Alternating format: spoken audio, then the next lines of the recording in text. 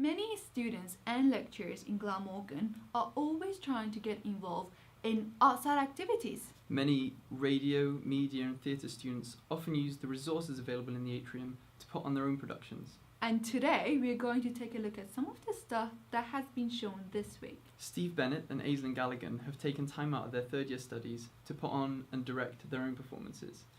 I sat down with Steve and his cast to find out more about the plays and what they thought about putting on their own work outside of their uni work. Let's watch! Right, I'm here with Steve Bennett and the cast, and they're just going to answer a few questions for us. Firstly, just give us an update on everything about the playwright and the plays you're doing. So we're doing 2 plays from Alan Ayckbourn's Confusion series. The Confusion series is a series of 5 interlinked plays, and we've chosen 2, Between Mouthfuls and Gospel's Fate, which follow each other in the series. The link between those 2 is a recurring character of Mrs. Pierce, and we've got the 2 casts. We've got Between Mouthfuls people, and then Gospel's Fate people. Leah's in both, obviously. So yeah, I wanted to do Ayckbourn. I did it about 8 years ago, and I was in it, and I really loved it. And it's very funny plays, but quite subtly funny plays. And I wanted to put my own take on it as director, and I think that's kind of a collaboration with these guys as well. So. And you're putting it out, it's not got anything to do with uni, well, apart from the fact that you're performing. It's in uni, yeah. But do no, you think that it's more important than the fact that we have, for our courses anyway, theatre and media and things like that, the resources that uni gives might be more important than actually the courses we're on, and the fact that we get a chance to just be able to perform? I think personally we don't do enough of this on our courses, so the ability to be able to do it outside of course. And for a fact, there is nothing that we've done in our degree which prepares you for what you have to do with the stuff that you're doing here. Well, it's not. I mean, no one in my course has told me that you need to have that they prepare you for some of the stuff you have to go through to get a performance on. It's bridging the gap though, that's the thing. I think it's like putting all of what we learned in kind of practice. And I suppose to a point, but I mean it's great because we're going to be finishing, and I mean we get this chance to, I suppose, look at it in a kind of professional way. Yeah, perfect. Well, we're going to film the performances and then we'll show them as well on the exposure website. In all fairness, a lot of fun that you had through Wow, perfect. It's just turned into a porn shoot. Maybe he's born with it. Maybe it's maybe. See, we all have fun in it. It's all fun and games. Now we're going to get See, it's all fun and games. After talking to the audience, I could see that they were really inspired, and it was really fun to see what both directors could come up with in the freedom of not having to worry about their grades and things like that. But it's not only students that have work outside of uni, the lecturers keep very busy too, and here's Nicole to tell you more about it. Up next we have Chris Thomas, a lecturer from the Department of Animation and Design, who was recently involved of making a short film called Moving Day.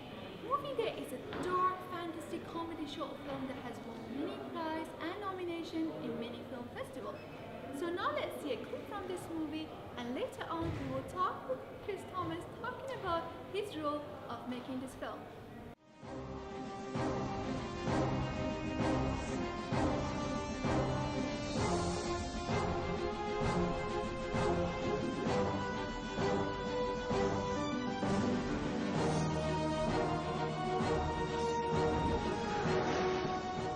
Okay, so let's now move to the topic of Moving Day, the short film that you've been involved in, and it actually won an award for the.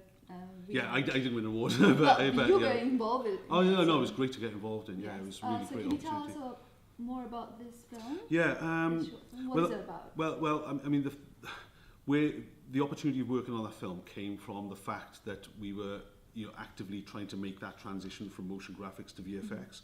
And at that point, just as somebody that was very comfortable with the whole motion graphic side of things, I wasn't so comfortable with the whole visual effects kind of like thing, we decided, it was me and my wife actually, because my wife at that point was working up in London in the print industry, okay, as a digital retoucher. We just thought that we'd put ourselves up to going in for a challenge, you know, that was going to test us really. So we joined onto this course, which is an online training course called FX PhD, and you can imagine it. You join this course and you are basically working with a lot of like-minded people. You're studying, you know, learning some of the Nuke, you know, and all these other bits of software that we weren't sort of familiar with, and for each term, they basically send out 2 challenges, and the challenges are geared towards the students, and it's literally, if they're working on a particular project at that time, which was moving day, and developing the script and, you know, and how they were going to do the visual effects, they farm shots out to the students and say, right, okay, you've got X amount of time to put this shot together, you know, as well as you possibly can. It goes in. Everybody that's involved in the course then hands something in if they want to get involved with it, and then Mike Seymour, who's the professor there and that runs the course, basically does a feedback session where he records going through your work and saying what's working and what's not, and from that point then you're either successful or you're not with that, and if you're successful then for the moving day example you become part of a special operations team, you know, that which, you know, just gives you a great opportunity to get involved in something that you wouldn't get involved in, you know. So got this text message saying congratulations, you've won, you know, and that was a nice thing to be woken up to be told. We refined the shot and kind of like got it back to them, went into the edit, you know, and that was all done. The second challenge then was one which was geared towards the marketing of the film. So the challenge for the students at that point was more of a graphic design one, you know, which was, okay, generate a poster for this particular kind of film that was going to go up in, I don't know, Cannes or wherever it was going to go, and went in for that one as well and won that one, which was really cool, you know. And yeah, it's been good. It's been very good. It's been very good. Well, we wish you all luck, and hopefully you make more movies and get more students involved into the movies as well. Thank you very much for coming, and I'm sure everyone just enjoy watching, and it's great to hear that a lecturer actually gets involved in something like that in Atrium, and people, you know, students will be more interested in getting about animation and all. Thank you very much. Okay, no problem. Now we're going to show you what's been happening behind the scenes in the Exposure Radio studio on this grey, rainy Thursday. Let's see what they have been up today.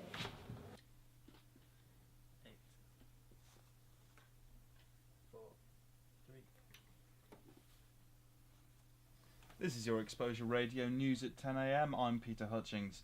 The University of Glamorgan has appointed a new Professor of Aeronautical Engineering for the Facility of Advanced Technology. Alison Macmillan has a 15-year career in research and development at the Rolls-Royce Civil Aerospace Offices in Derby. Macmillan said she was attracted to the university through its reputation in aerospace studies and looks forward to engaging with students. Where do you want me? Over here? I've been waiting for you to say that for so long. Hello, darling. Right, I'll do the needle in the turkey drumstick. As my very wise lecturer told me, people ain't interested in pigeons, people are interested in people. So my documentary is more is looking at a boy called Joseph Hughes, who's only 14. And he is one of Britain's youngest pigeon fanciers, and I thought it was always an interesting story to find out. Well, less of that, I think we should want to say. I think we don't want to divulge into that sort of thingy. But you've been busy anyway. You've been moving from the dirtiness of the pigeon place and the messiness to the cleanliness and tidiness of the theatre. Yes, I've been spending some time being cultural. Now, what have you been to see? Well, in the Atrium, or on Tuesday and Wednesday night this week, there was an evening of theatre which was put together by a bunch of students at the Atrium. Did you hear about that, Russ? No, I haven't. Please tell us more, Di. No, well, it was 3 pieces.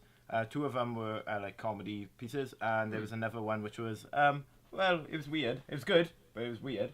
But yeah, so I just managed to sneak a microphone to take along. No, it was a really good day. We had lots of news, Glamorgan-based news, which is probably the first time we've done that. We've been focusing on other news, but today was lots of stuff going on in the atrium, lots of important things going on. So that was good to cover, and scheduling wise everything went to plan, so pretty happy. Yeah, it seems to be going well. It seems to be really calm, a lot calmer than I thought.